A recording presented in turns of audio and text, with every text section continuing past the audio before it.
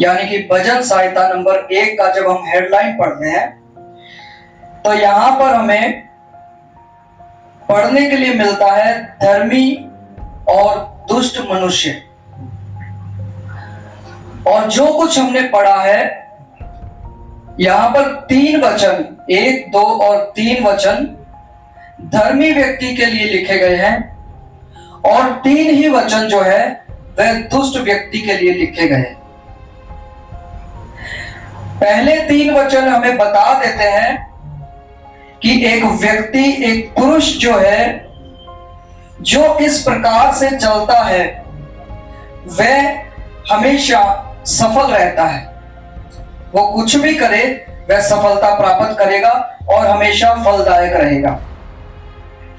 और अगले 3 वचन जो दुष्ट लोगों के लिए लिखे गए हैं उसमें यह बताया गया है कि दुष्टों का जो मार्ग है उनको भी परमेश्वर जानता है, उस मार्ग को परमेश्वर जानता है।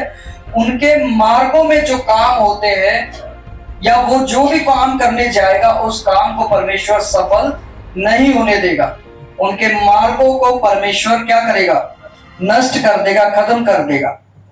तो दुष्ट लोग जो है वह थोड़े समय के लिए दिखाई देते हैं परंतु बाद में वे हमेशा के लिए गायब हो जाते हैं। हालेलुया। आपको एक बात मैं याद दिलाना चाहता हूं। जब आप देखिए फिरौन था और उसके सामने मूसा बार बार जाता था कि परमेश्वर की प्रजा को छोड़ा जाए। फिरौन परमेश्वर की प्रजा को आराधना करने के लिए नहीं छोड़ा और आखिर में उसके सारे प्लानिंग्स जो होते हैं, उसकी सारी योजनाएं जो होती है उनका नाश कर दिया जाता है परमेश्वर की ओर से। फिरौन की सारी सेना जो थी उसका नाश कर दिया जाए। हालेलुया। और आप दूसरी साइड देखिए मूसा को, जो परमेश्वर के मार्ग पर चल रहा था। मूसा के हर एक मार्ग पर जो भी वो प्लान कर रहा था, जो भी वो परमेश्वर की योजना के अनुसार चल रहा था, उसमें वो सफलता प्राप्त करता चला जा रहा। हालेलुया। मूसा के बाद कौन आया? यहोशू। जब उसने परमेश्वर की व्यवस्था के अनुसार करना शुरू किया तो क्या हुआ? उसके भी काम सफल हुए और वह भी हर एक मार्ग में जयवंत हुआ। हालेलुया। कई बार हमारे मन में एक चीज आती है कि वचन में लिखा है वह तो यहोवा की व्यवस्था पर दिन रात ध्यान करता है।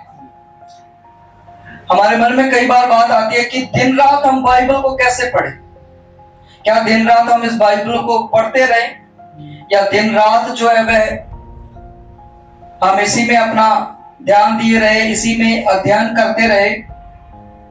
बाइबल हमें दिन रात इसको पढ़ने के लिए नहीं बोलती है। हालेलुया। पर जो आपने इसमें से पढ़ा है, जो आपने इसमें से सीखा है, परमेश्वर ने आपको सिखाया है, उस चीज को ये वचन मनन करने के लिए कहते हैं। हालेलुया। वचन में लिखा है वह उसकी व्यवस्था पर दिन रात ध्यान करता है, यानी कि परमेश्वर के वचन को वह मेडिटेट करता है। समझ रहे कि नहीं? परमेश्वर का वचन जो आपके पास पहुंचा है वह दिन रात उस पर ध्यान लगाता है, सोचता है, उसको मेडिटेट करता है। और ऐसा ही करने पर फिर 3 वचन में लिखा गया है कि वह व्यक्ति उस पेड़ के समान है जो बहती नालियों के किनारे लगाया गया है और अपनी ऋतु में फलता है, उसके पत्ते कभी मुरझाते नहीं हैं। इसलिए वह पुरुष जो भी कुछ करेगा वह सफल होगा। हालेलुया। इसी से मिलता जुलता वचन मैं आपको यहोशू की पुस्तक में भी बता सकता हूं। वहां पर भी सेम वचन आपको मिल जाएगा कि व्यवस्था की यह पुस्तक तेरे चित्त से कभी भी उतरने ना पाए, दिन रात इसी में ध्यान दिए रहना और इसी के अनुसार करने की चौकसी करना। ऐसा करने से तेरे सब काम सफल होंगे और तू प्रभावशाली रहेगा। यानी आपके हर एक मार्ग में आप प्रभावशाली होंगे, आप प्रभाव छोड़ने वाले एक व्यक्ति होंगे। हालेलुया। अगर आप परमेश्वर के वचन को इस तरीके से लेते हैं तो समझ रहे हैं? यह उस व्यक्ति की बात है जो एक धर्मी जन है, जो परमेश्वर में एक नया जन्म पा चुका है। हालेलुया। हर एक व्यक्ति सिद्धता में चलने के लिए लगा हुआ है, सिद्ध बनने के लिए या पवित्र बनने के लिए लगा हुआ है। एक समय ऐसा भी था, परमेश्वर ने अब्राहम को भी कहा, क्या कहा था अब्राहम को? मेरी उपस्थिति में चल और सिद्ध होता जा। हालेलुया।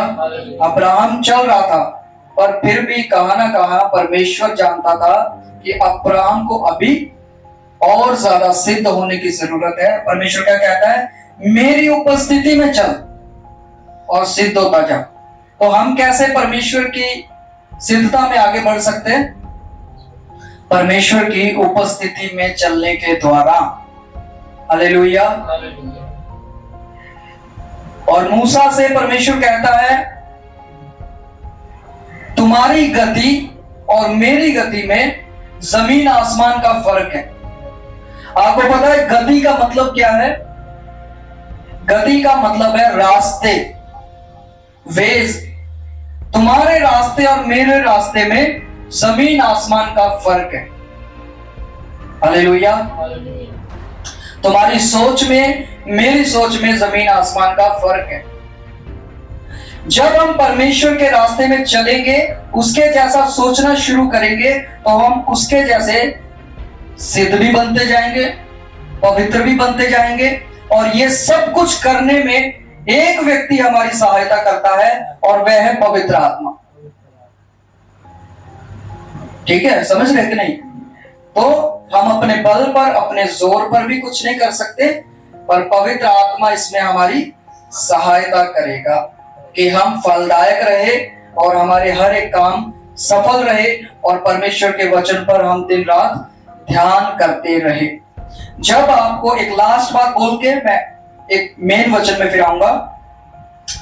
जब आपको प्रकाशन मिलने शुरू हो जाए, आपको हर वचन के लिए परमेश्वर नया प्रकाशन दे, या नए किसी प्रकाशन से परमेश्वर आपसे बात करे, तो वहां से आपका लाइफ जो है वो बदलना शुरू हो जाएगा। हालेलुया। आपके ऊपर एक नई ज्योति जो है वह चमकना शुरू हो जाएगी, सुसमाचार की ज्योति। हालेलुया। जो उन लोगों पर नहीं चमकती है जिन लोगों पर दुष्ट का कब्जा रहता है, और जिनकी बुद्धि जो है वह इस संसार के ईश्वर ने अंधी कर दी है। उन पर यीशु के सुसमाचार का जो ज्योति है वह नहीं चमकता है। हालेलुया। हमने थोड़ा देर अभी भजन सहायता 1 पर मनन किया है, और आपने एक वचन निकाला होगा, रोमियो और उसका 12 अध्याय। रोमियो 12 अध्याय आज का जो मेन वचन है, हम इसमें चलेंगे। रोमियो 12 अध्याय, और आप इसका पढ़ेंगे